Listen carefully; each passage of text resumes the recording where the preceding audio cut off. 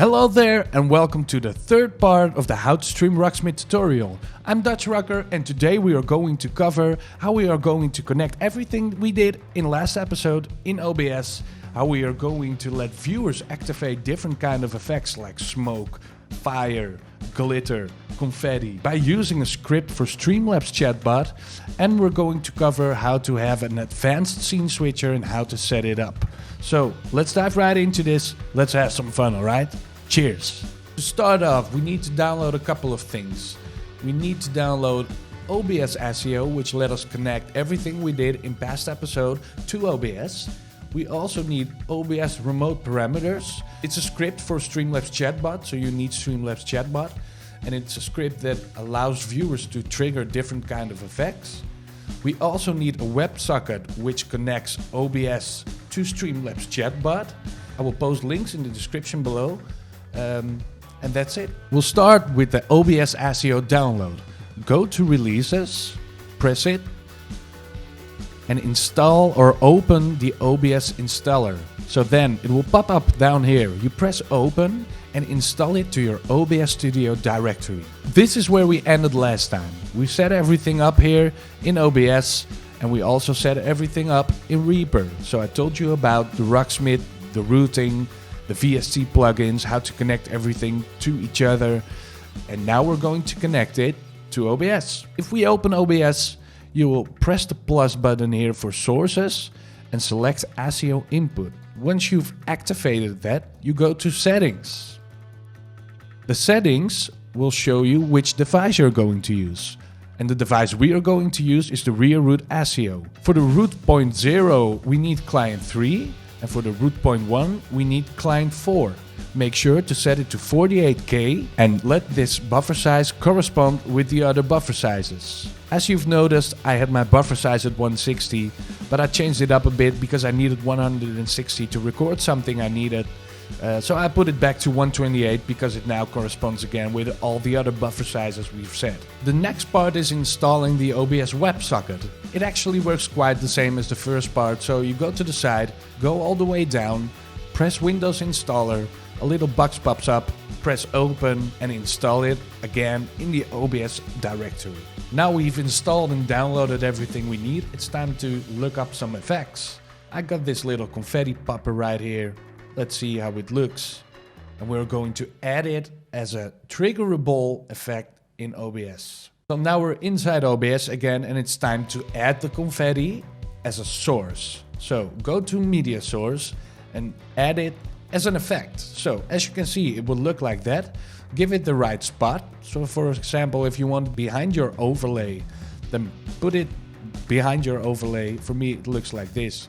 And for example, I want it to only be in this main screen, so I can just pull it in there and go like this. So that will be my effect. Make sure to turn it off right here.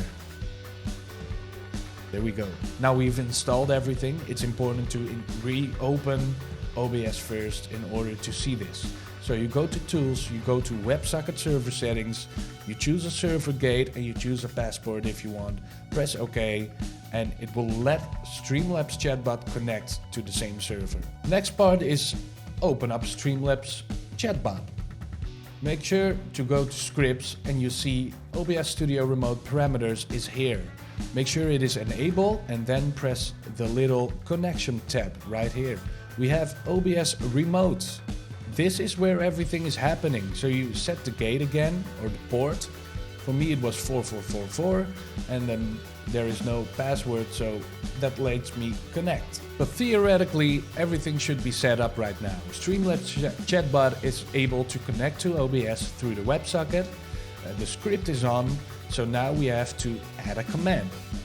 So go to the commands, add plus, type in, for example, !confetti, open up your OBS remote parameter directory, open up the README file, and it will give us this nice little README file. We want a source to be visible for an amount of time. So we need OBS timed source and copy that one.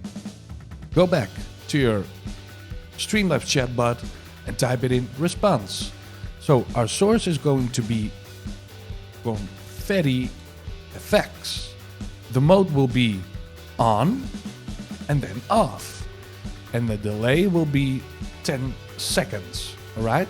So if you type this, it will send a message to OBS telling OBS to turn on confetti effects for 10 seconds and then turn it off. So now if we type !confetti in chat, it will give us the confetti.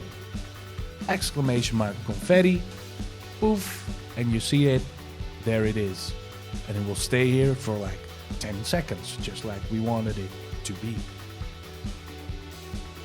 Look at that, and it's gone. So now you can add any effects that you'd like to have. You can use fire, you can use smoke, you can use confetti, you can use glitter, you can even change total scenes with it. The options are pretty dope.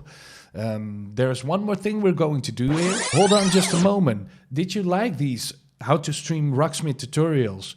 If so, please hit that sub button, hit that follow button, hit those notifications on, and I hope to see you for the next video. Now it's time to add the advanced scene switcher. We go to the releases right here. We download the latest zip, install it in your OBS plugin folder, and extract them there as well. Once you've extracted it, you open up this little map here, go to Windows, 64-bit, and copy this advanced scene switcher.dll.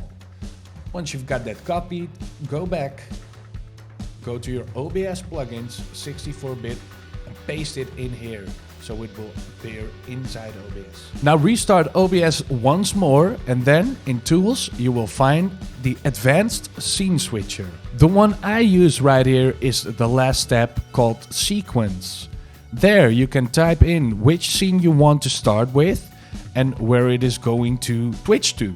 So I just want it to start from my Rocksmith main, because when it's in my Rocksmith main, that's the scene where I'm actually playing a song.